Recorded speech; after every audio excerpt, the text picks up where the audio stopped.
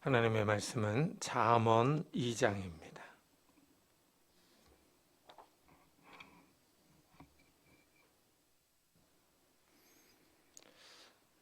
구약성경 911페이지에 있습니다. 912페이지입니다. 잠언 2장 1절부터 12절까지 저와 여러분이 한 절씩 교독하겠습니다. 잠언 2장 1절부터 12절까지 한 절씩 교독하겠습니다. 내 아들아, 내가 만일 나의 말을 받으며 나의 계명을 내게 간직하며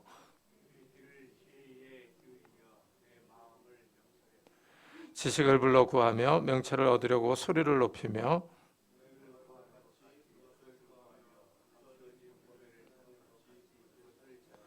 여호와 경외하기를 깨달으며 하나님을 알게 되리니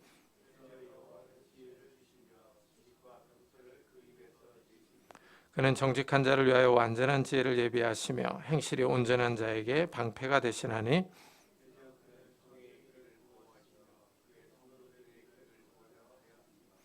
그런즉 내가 공의와 정의와 정직 곧 모든 선한 길을 깨달을 것이라.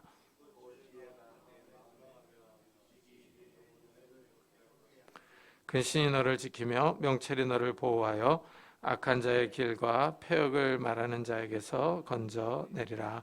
아멘. 사람은 길을 따라 걸어갑니다. 이 길이 없는 산으로 들어서면 고생입니다. 그런데 길도 여러 종류가 있습니다. 좁은 길이 있는가 하면 넓은 길이 있습니다. 차도 비포장 도로보다는 고속도로가 편합니다. 우리 인생길도 마찬가지입니다. 어떤 사람은 순탄한 길로 가는데 어떤 사람은 고생하며 갑니다.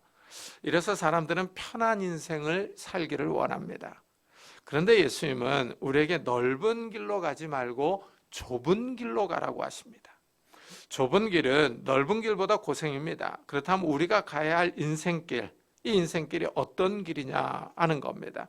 이 성도들이 가야 할 길, 그 좁은 길이 무슨 길인지를 오늘 말씀을 통해서 같이 생각해 보겠습니다. 이 잠언은 아버지가 아들을 교훈하는 양식을 띠고 있습니다. 내 아들아, 내가 만일 나의 말을 받으며 나의 계명을 내게 간직하며 하고 시작합니다. 아버지가 집에서 아들을 교육합니다. 아버지는 아들이 아버지의 말과 계명을 잘 듣고 간직하기를 바랍니다. 아버지의 교훈을 이 마음에 새기기를 원합니다. 여기서 말하는 나의 말과 나의 계명은 가훈과 같은 아버지의 교육 철학을 말하는 것은 아닙니다. 모세는 일찍이 이스라엘에게 율법을 가르쳐 주면서 집에서 자녀들을 가르치라 하고 명령했습니다. 따라서 여기서 말하는 계명은 아버지가 자녀들에게 교육하는 하나님의 율법을 의미합니다. 아버지는 자녀들이 하나님의 말씀을 잘 간직하기를 원하는 것입니다. 우리는 흔히 밥상머리 교육이라고 말합니다. 부모가 자녀에게 식사하면서 교훈하는 말들입니다. 밥을 먹으면서 부모가 자녀들에게 이런저런 이야기를 합니다. 부모의 생각이나 가치관, 부모의 경제관이나 정치관이 자녀에게 전수됩니다. 이 자녀가 부모의 생각을 그대로 받아들일지 아니면 거부할지는 그 자녀가 커서 생활하는 것을 보면 압니다. 이스라엘의 부모는 하나님의 말씀을 자녀들에게 전수해 줍니다. 자녀들이 하나님의 말씀을 잘 간직하기를 바랍니다. 하지만 자녀가 이 부모의 바람대로 생활할지는 미지수입니다. 이런 경우를 솔로몬에게서 볼 수 있습니다. 다윗이 죽으면서 솔로몬에게 유언을 남겼습니다. 하나님의 말씀을 간직하고 순종하라고 했습니다. 이 솔로몬이 처음에는 아버지의 다윗의 말을 따라서 하나님의 말씀을 잘 지켰습니다. 하나님께 나아가 1000마리의 희생제물을 드렸습니다. 이 마음에 간절한 소원이 있었습니다. 왕이 되었으니 이제 나라를 잘 통치하고 싶었던 겁니다. 그래서 1000마리로 하나님께 예배를 드렸습니다. 하나님이 솔로몬의 제사를 받으시고 꿈에 나타나서 내가 내게 무엇을 줄꼬 하고 물어보십니다. 솔로몬이 나라를 잘 다스릴 수 있도록 지혜를 달라고 합니다. 하나님이 주셨습니다. 솔로몬이 처음에는 나라를 잘 다스렸습니다. 성전도 건축하고 하나님도 잘 섬겼습니다. 하지만 문제는 솔로몬이 여자를 너무 좋아합니다. 하나님이 일찍이 이방 여인들과 국제 결혼을 하지 말라 하셨습니다. 그러나 솔로몬은 이방 여인들이 좋아서 국제 결혼을 합니다. 결국 하나님의 말씀을 따르지 않고 이방 여인들이 섬기는 다른 신을 따라갔습니다. 솔로몬이 처음에는 아버지의 교훈을 따라서 하나님을 잘 섬겼는데 후반에는 자기 정욕과 생각을 따라 이방 여인들을 따라갔습니다. 하나님을 배반하고 이방 여인들이 섬기는 다른 신을 따라갔습니다. 아버지의 훈육은 잘 받았지만 후에 다른 길로 가버렸습니다. 이것을 보면 교육을 잘해도 변절할 수 있습니다. 하나님의 말씀을 듣는 교육으로는 뭔가 부족합니다. 이스라엘 사람들은 하나님의 말씀을 들었습니다. 이제 개인의 노력이 필요합니다. 하나님의 말씀에 주의를 기울여야 합니다. 이래서 2절 3절에 보면은 내 귀를 지혜에 기울이며 내 마음을 명철에 두며 지식을 불러 구하며 명철을 얻으려고 소리를 높이며 하고 말합니다. 말씀을 듣는 수동적인 자세에서 이제 능동적이고 적극적인 자세로 전환해야 합니다. 말씀이 주는 내용에 귀를 기울이라는 의미입니다. 하나님의 말씀이 말하고자 하는 그 내용에 신경을 쓰라고 합니다. 지혜와 지식에 관심을 두라고 합니다. 마음을 말씀의 내용에 두어야 합니다. 말씀을 한번 읽고 듣는 것으로 그치는 것이 아니라 이것이 말하고자 하는 내용이 무엇인지 자꾸 생각해보고 묵상해야 합니다. 성경은 말하고자 하는 내용이 있습니다. 하나님은 말씀으로 자신의 계획과 뜻을 밝히셨습니다. 하나님이 말씀을 통하여 자신을 드러내십니다. 이것을 자꾸 생각해보라는 것입니다. 이것이 중요합니다. 우리가 성경을 읽을 때 이게 무슨 뜻일까 하고 자꾸 생각해야 합니다. 눈으로만 읽고 그치는 것이 아니라 말하는 내용을 깨달으려고 해야 합니다. 이제 2024년이 시작되었습니다. 오늘이 첫째 주일입니다. 교회에서 맥체인 성경 읽기표를 따라서 성경을 읽고 있습니다. 이 프로그램을 따라 성경을 읽으면 하루에 4장을 읽습니다.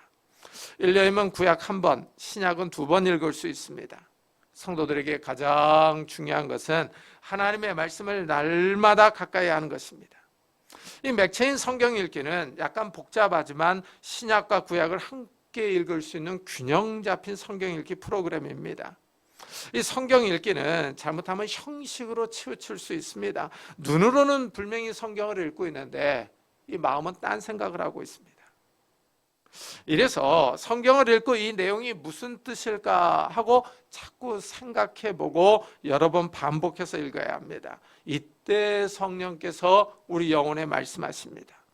성령께서 말씀을 통하여 우리 영혼을 움직이시며 영혼에 충격을 줍니다. 생각의 변화를 가져다 줍니다. 말씀을 읽고 묵상하며 하나님의 지혜를 구할 때 성령께서 우리를 인도하십니다. 우리의 생각과 마음을 하나님의 계획과 뜻에 집중시키며 깨닫게 합니다. 이래서 잠언은 우리에게 노력하라고 권합니다. 은을 구하는 것 같이 그것을 구하며 감추어진 보배를 찾는 것 같이 그것을 찾으면 하고 말합니다. 금과 은을 찾는 것 같이 적극적으로 노력하라는 것입니다. 오늘 본문 말씀은 1절부터 4절까지는 조건입니다. 조건절로 나옵니다. 이 조건이 충족될 때 따라오는 결과를 5절 이하에서 말을 하고 있습니다. 말씀을 통해 지혜를 찾을 때 얻는 유익을 설명해 줍니다. 조건은 금과 은을 찾는 사람처럼 지혜를 찾으라 하는 것입니다. 말씀을 읽고 묵상하면서 하나님의 지혜를 찾으라고 권면합니다. 이 말씀에 비춰서 솔로몬을 생각해 보면 참 아이러니입니다. 솔로몬은 그 당시 최고로 똑똑한 사람이었습니다. 지혜로운 왕 하면 솔로몬입니다. 그런데 솔로몬은 노년에 하나님을 떠났습니다. 솔로몬은 하나님을 아는 지혜가 부족했던 것입니다. 나라를 통치하고 재판을 판결하는 데는 뛰어났지만 하나님을 아는 지혜와 지식을 적극적으로 찾지 않았습니다. 이것이 아이러니입니다. 이 지혜의 전공이 다르다는 사실을 여기서 확인해 볼 수 있습니다.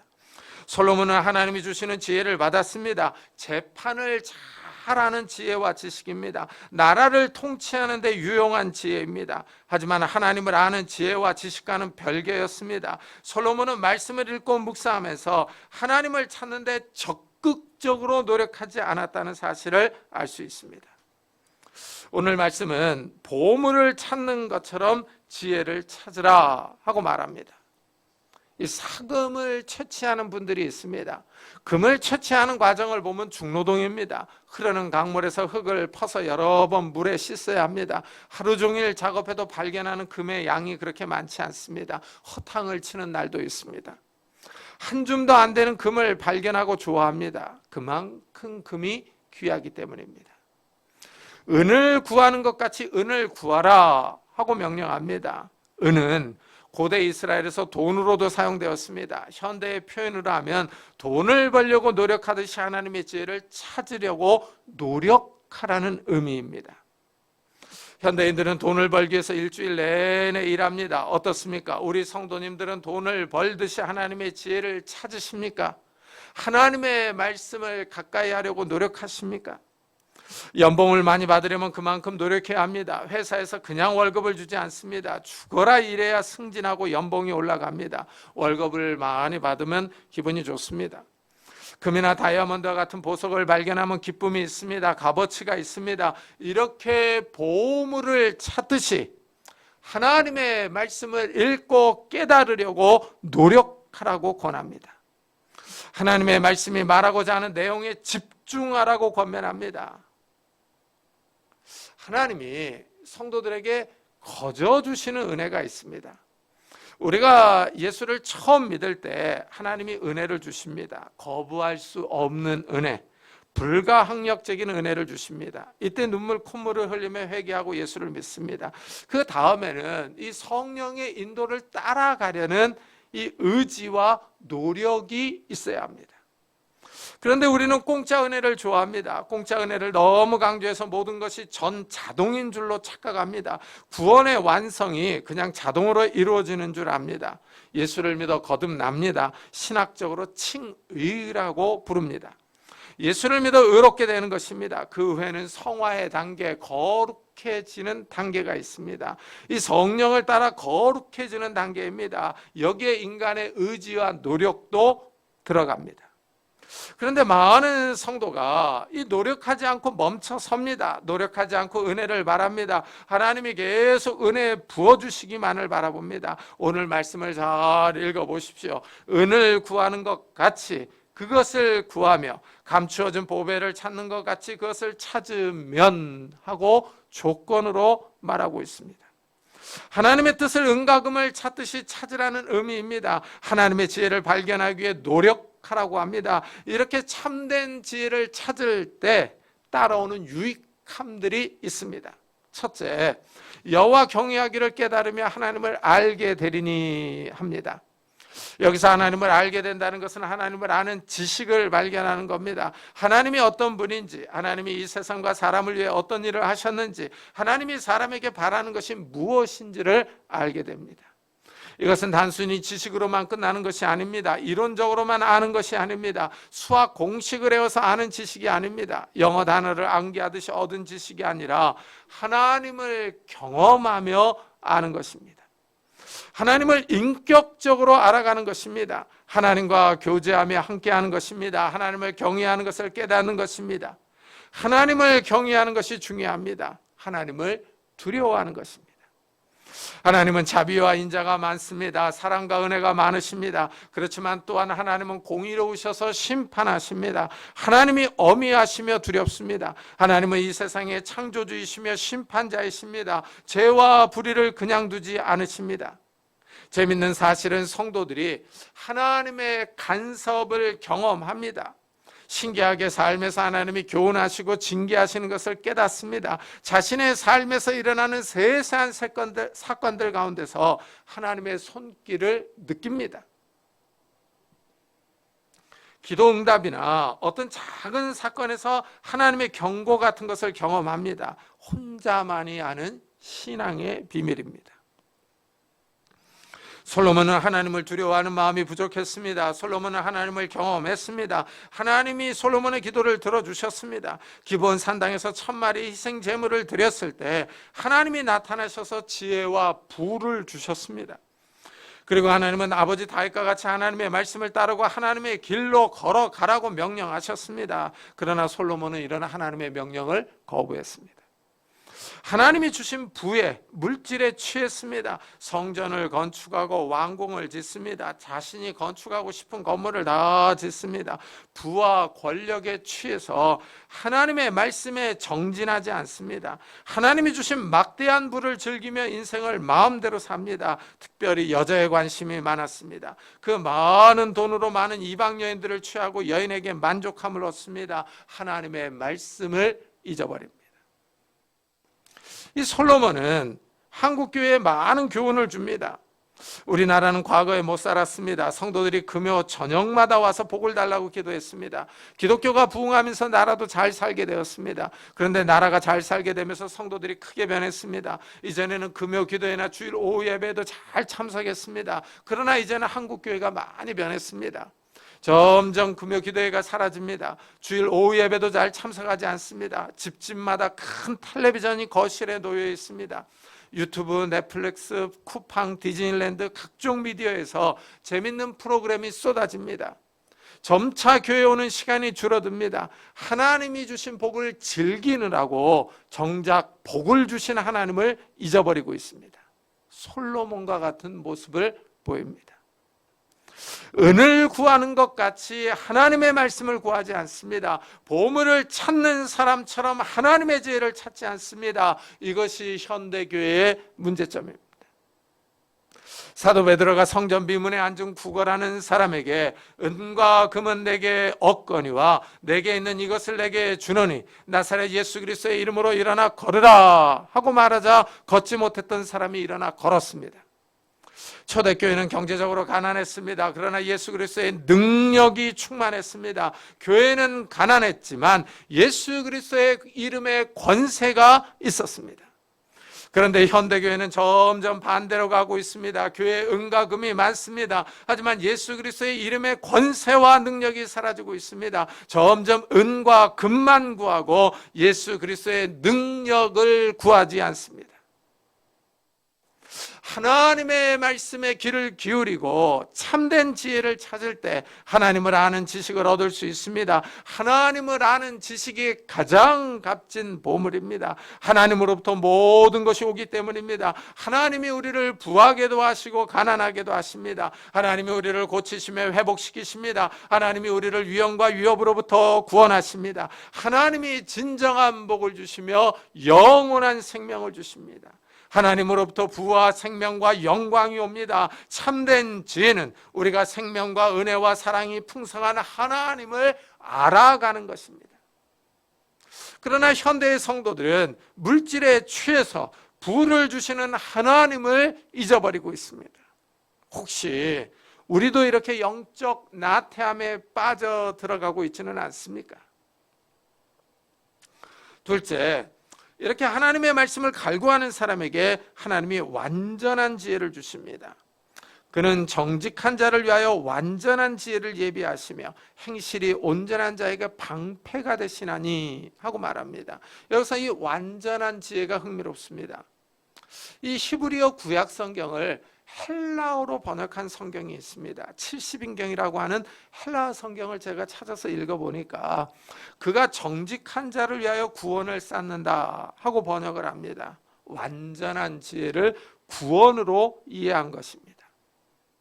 이 해석은 일리가 있습니다. 은과 금을 찾듯이 하나님의 계명을 찾습니다. 하나님 말씀의 내용을 이해하는 겁니다. 이런 사람에게 하나님이 완전한 지혜를 주십니다. 이것은 하나님이 그 사람에게 구원받기에 완전한 지혜를 준다는 의미입니다. 인간에게 최대의 문제인 죽음과 죄를 해결할 수 있는 지혜입니다.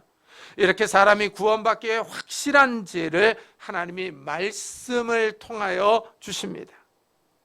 이런 견해는 사도 바울도 피력했습니다. 바울이 디모데에게 이렇게 씁니다. 그러나 너는 배우고 확신한 일에 거하라. 너는 내가 누구에게서 배운 것을 알며 또 어려서부터 성경을 알았나니 성경은 능히 너로 하여금 그리스도 예수 안에 있는 믿음으로 말미암아 구원에 이르는 지혜가 있게 하느니라 합니다.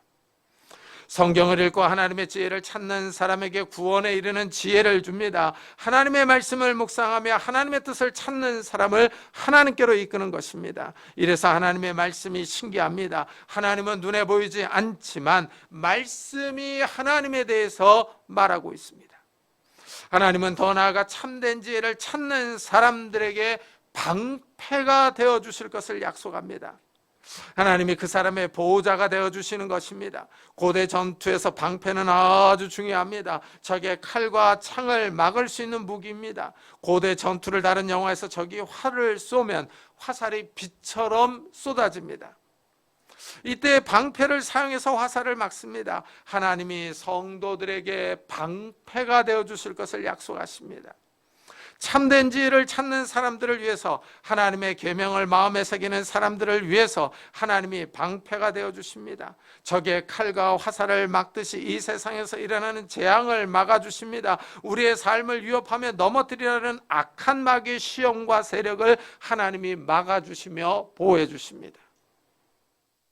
이래서 셋째 유익은 하나님의 보호가 성도들의 가는 길에 있습니다.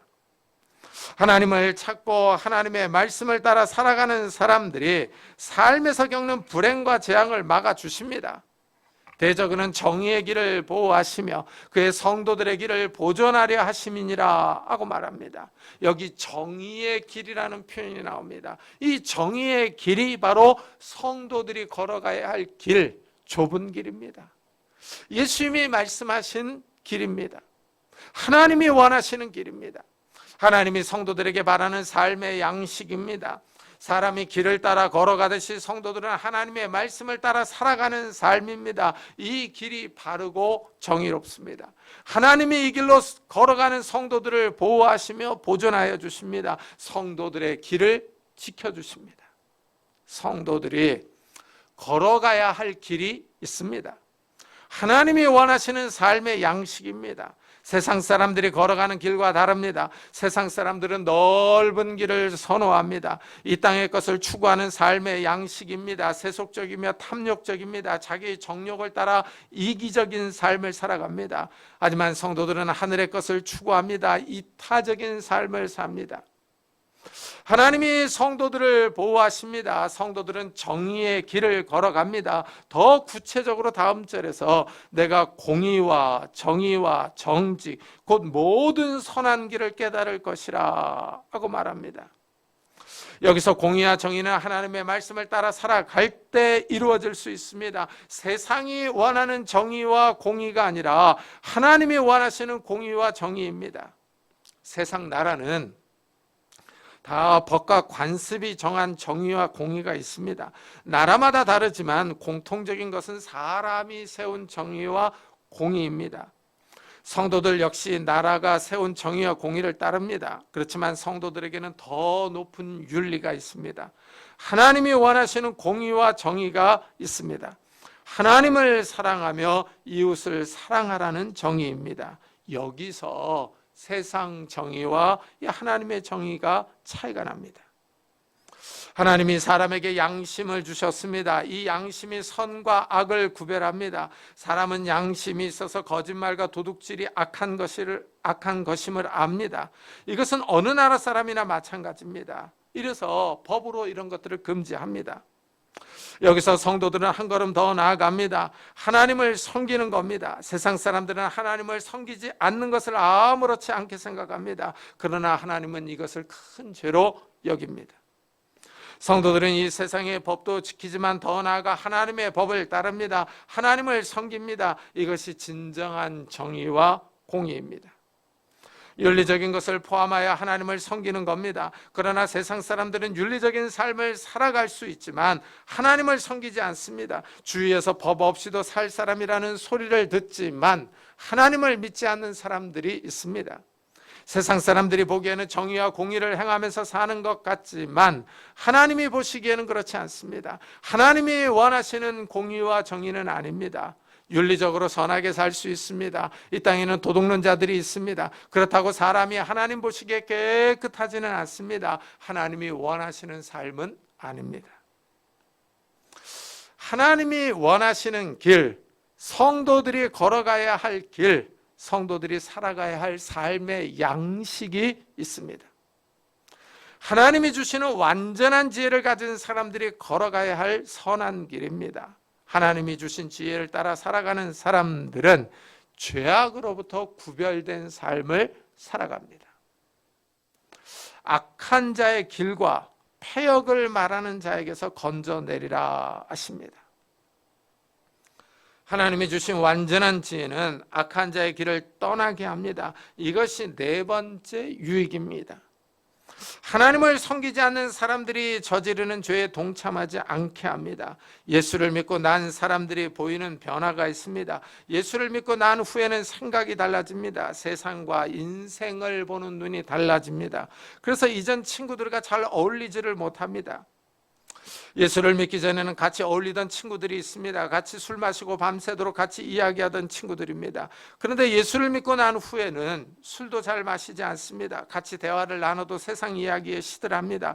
같이 음담패설을 즐기던 친구들인데 예수를 믿고 난 후에는 음담패설이 즐겁지 않습니다. 자꾸 지저분한 이야기로 들립니다. 같이 세속적인 이야기를 하고 즐거워했는데 이제 그런 이야기가 즐겁지 않습니다. 참 이상합니다. 친구들과 만나서 세상 이야기를 하는 것이 별로 공감이 안 됩니다. 왜 그렇습니까? 보는 것에 차이가 있기 때문입니다. 성도들은 이제 하늘을 바라봅니다. 그러나 세상 친구들은 여전히 이 땅을, 세상만을 바라봅니다. 여기서 시각의 차이가 존재합니다. 저는 모태신앙입니다. 그런데 제대 후에 예수님을 영접했습니다. 군대에서 아주 가깝게 지내던 제주도 친구가 있었습니다. 군대에서 같이 쫄병 생활을 하고 술도 잘 마시고 해서 친했습니다. 제대 후에 나는 예수를 믿고 이제 술을 끊었습니다. 제주도에 신혼여행을 가서 만났습니다.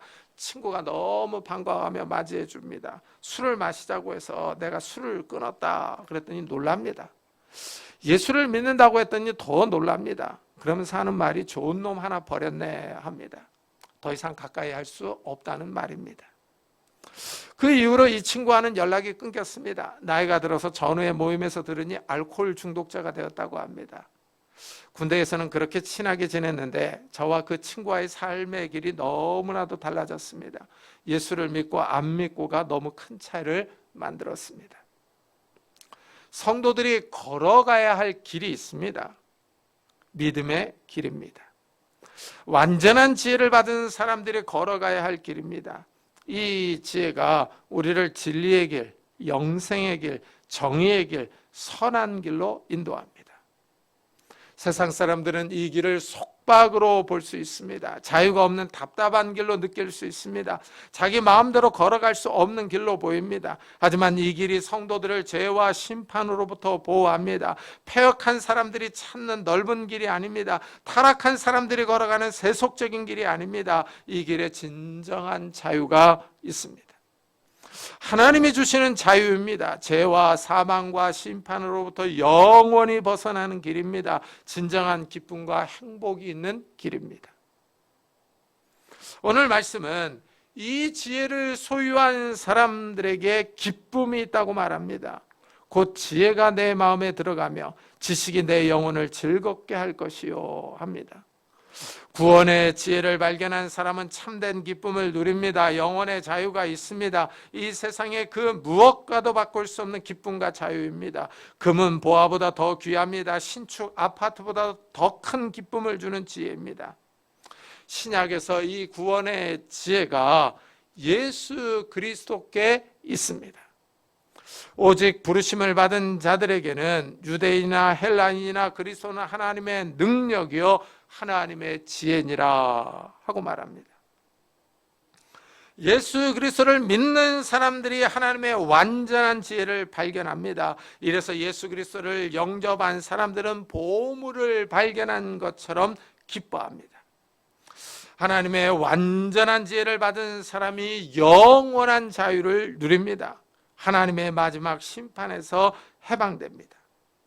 이제 2024년이 시작되었습니다. 또 한 해의 삶을 살아야 합니다. 우리가 살아가야 할 2024년에 은금을 찾듯이 하나님의 지혜를 찾으시기를 바랍니다.